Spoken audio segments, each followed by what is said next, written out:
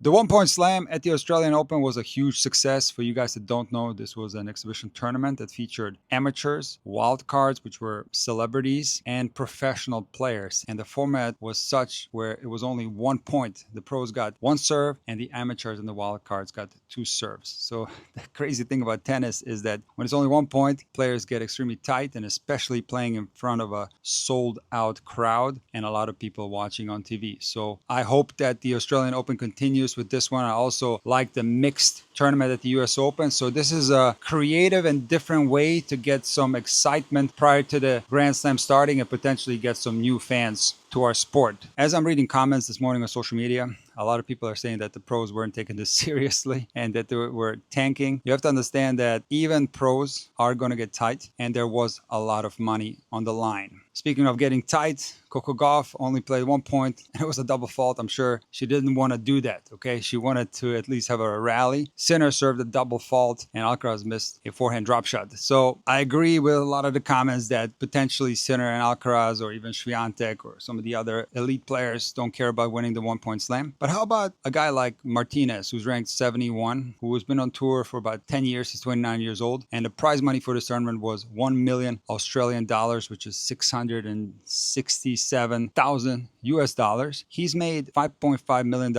in about 10 years on tour. And that money could have come in handy. And the finalist, Garland, who lost in the first round of the qualies of the women's draw, that prize money can come in very handy. So while some of the top pros might have taken this as a true exhibition, I'm sure some of the other pros took this seriously. Now, another thing that was promoted was the fact that Jordan Smith, who won the tournament, was an amateur. And that is not 100% true because Jordan Smith played futures. He had an ATP ranking, and he is a high-level player, not really an amateur. And he played well. He did benefit from some errors, but he did exactly what you need to do, which is play steady tennis. I think that he got a little bit lucky in the second round match against Pigossi. He had a very tight forehand that I think clipped the net. So he could have gone out in the second round. But for anyone that thinks that players weren't taking this seriously and that they were giving the match to this so-called amateur Jordan Smith, take a look at the semifinal between Martinez and Jordan Smith. And you can see that Martinez wanted to win that rally. He was tight for sure. And the reaction after Martinez missed his backhand down the line was real. He wanted